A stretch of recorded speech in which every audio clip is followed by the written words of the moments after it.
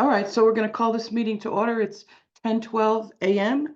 And as far as the roll call goes, we have Stephanie, Myra, Mary, and myself. And that's it for members of the board. I don't think we have anybody here for public comment. And we cannot approve the minutes from September 11th because we don't have a quorum. I would just correct this. This is Mary. Following Robert's rules, you can't even call this a meeting because we don't have a quorum, which means we cannot hold a meeting. So I would just change it to discussion or something along those lines because we, according to Robert's rules, we don't have a quorum. So just call it, you're starting the discussion of whatever. Thanks, Mary. Sorry. Okay, I just want to make sure, so nothing ever comes back to bite us, Yes, no, I agree. Thank you. I appreciate that. Important. Okay. Yeah. All right. So I just found out my girlfriend's son passed away. So I'm running on all cylinders this morning. No, listen, you know what? I've been doing this a heck of a lot longer probably than you. So I just want to make sure that this is just proper. And I'm very sorry about your friend's son. Thank you. Yeah, so we're going to call this a discussion meeting as we don't have a quorum. Okay, so let's start discussing. We have a tentative schedule that I think we'll probably talk about at the next meeting, which will be called which will be called in March. And hopefully people will respond that they are coming or not, and that we will know if we have a quorum or not prior to the meeting. All right, so everybody can see those dates on the screen, and we'll say that those are tentative until we can approve them. All right, and then the next thing is Joanna, you want to go through some of these administrative items, the financial update? Yes. Desiree, if you could just, thank you very much.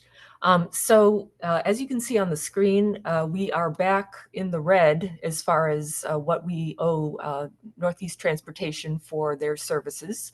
Thank you very much, Connecticut DOT. And I've also included, in your meeting packets, the results of the audit that took place about a month ago or a few weeks ago. Trish Bauer can give the details on that.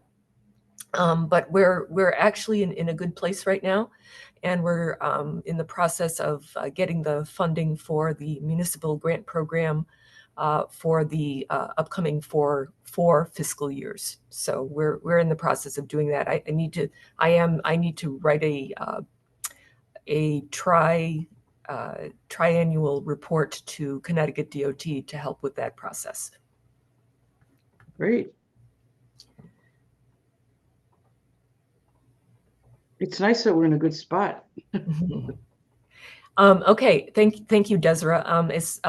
If no one has any questions about the financial end of things, the ridership, actually, as you can see, the dial-a-ride services, there's more demand for them in the last couple of months. I did not include November because I didn't get the November ridership numbers until a day or two ago. But yeah, we're doing, there is a good demand for the dial-a-ride. And as you can see with the non-ADA ridership, it's less than in previous years, but there's still a healthy demand for that as well. And I can answer some questions if someone would like.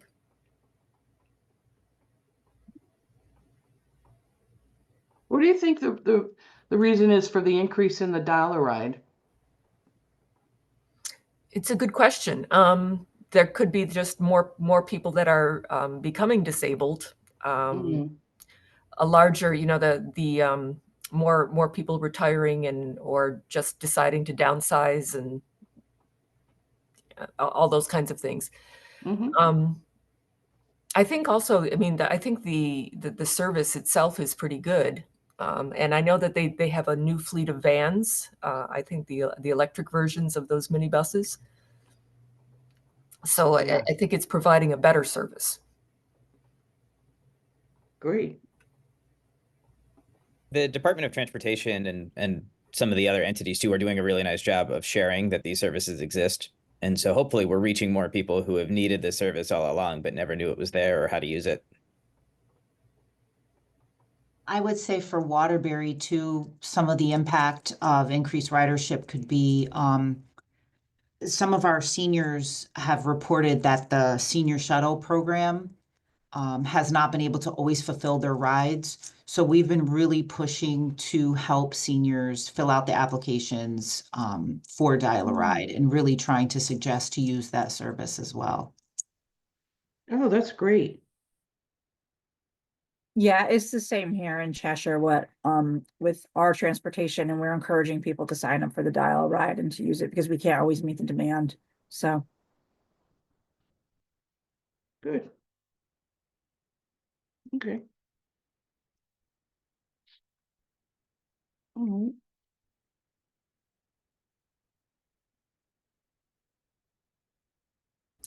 If no one has other questions or comments, I suggest we go to the next agenda item. Okay.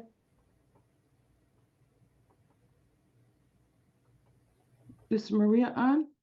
No. Okay, so no Northeast Transportation update. Maria's not on the call. Do we want to jump down to the bylaws? Yeah, Desiree, if you could just go back to the previous to that. Thank you. Yep, if you could hold on to that for a moment.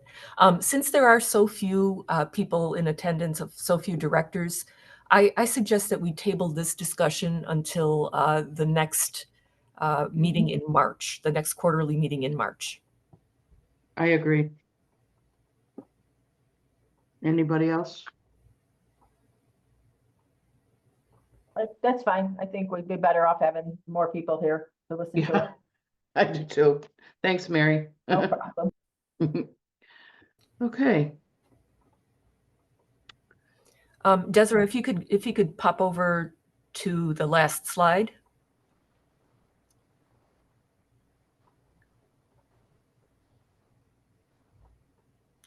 The very last slide in the deck, yeah. That is your last slide. Thank you. Yep. And we would be now at the open discussion agenda item. Anybody have anything they want to chat about? And how are we going to get our other board members to attend meetings? You know something, I think just maybe NVCOG staff doing a little bit more outreach in the interim period. And that's on us. We need to do that a little bit more regularly and involve people a little bit more. Help them understand that their voice matters and they're an important part of this board. How about just Thanks. sending a reminder out a week before? You know, because I'm sure, like, I know myself, I have a lot of balls in the air, so just getting a reminder that the meeting and, you know, whether you have or you haven't, you know, confirmed, just to the people who, you know, if they don't respond, just send a follow-up email saying, hey, we haven't heard from you. Are you going to be able to attend the meeting? You know, whatever. Might be just a gentle reminder to people. Sure. Yeah, we can do that. Absolutely. And I don't know if this is possible, but maybe this day and time isn't convenient for folks' schedules. I mean, I don't know that, but just like pitching that out. Yeah, we can send out you know, an email saying, hey, we're again, this is up based on if Betty agrees, but we could put out an email saying, hey, does this time work for you? We're just checking in. Yeah, because for most senior centers, this like day and time, I mean, maybe I'm just speaking for Waterbury, I don't know, but like this is like the bulk of when we're busy. Oh, Okay. People are, I mean, tell me if I'm speaking out of turn, anyone, but I mean, really. yeah, I mean, it's hard because the morning programs all get started around this time. And today, our administrative assistant is out. The person covering the front desk didn't come in. We had an issue as soon as I walked into the door. So I think even after lunch might even be a little bit better for the senior center people, because the mornings are always a little chaotic. And by the afternoon, you kind of have all that craziness ironed out. Well, sometimes, but yeah, so I agree. So, Yeah, great. Mhm. Thank you for bringing that up. That, I mean, we've always just had the meetings on the second Wednesday of the month, quarterly, and nobody's ever said anything about that being a really busy time. And not being somebody connected to the senior center, I didn't have that knowledge. So I appreciate that you brought that up, because we certainly can change the time. yeah, I mean, I don't know for Waterbury, but I know for like us, like I said, afternoon, like Wednesday's Wednesday, whatever it is, if it's, but usually after lunch, because things have settled down, you kind of have ironed out the issues of when you walk in the door. So, Right, right. Okay, great. Thank you, Myra and Stephanie. Okay, anything else we want to discuss? Yeah, Betty, if I could just suggest something. Mhm. When we were we being the working group for the bylaws, we went through a lot of different issues, and also one of the issues that I think the whole board needs, and definitely the NVCOG staff is working on, is just the whole understanding the powers and duties of the directors and the board of directors, specific to the Greater Waterbury Transit District. So asking if you would direct the NVCOG staff to put together a memo or about, just a primer on what it is that the Greater Waterbury Transit District can and cannot do as a board of directors. Oh, that's a great idea. Yeah, thank you so much. That would I think that would help everybody and might even encourage people to come to more meetings. Yeah. Perfect. Okay. I like that. I like having instructions. Okay. Anything else? Nothing from me. Okay. I'm good. Okay. The only thing I would say is maybe, with an email going out when you were talking about the times, just asking people how they feel about, an afternoon meeting and what time would be good for them. And then like, let's take a consensus and then go from there. Everybody's days are different, but I do agree senior centers, from when they open their doors till usually just after lunch are usually like crazy. So, I know my senior center is, and I think the afternoon, yeah, things kind of calm down, but we also have to see how other people's schedules are in their afternoons, because not Mhm. everybody is a senior center person. So let's, we'll take that into consideration and see what works for them. So, Mhm. all right, well, just a suggestion. No, I really like it. Really, really like it. It's excellent. Okay. Well, if there's no more discussion, then we can adjourn this meeting. I don't need a motion because it's not a real meeting. Okay. Thank you, everybody. Happy Thank holidays, you. Have a great everyone. Happy holiday. holidays, everyone. Happy holidays, everybody. Happy Take care. holidays.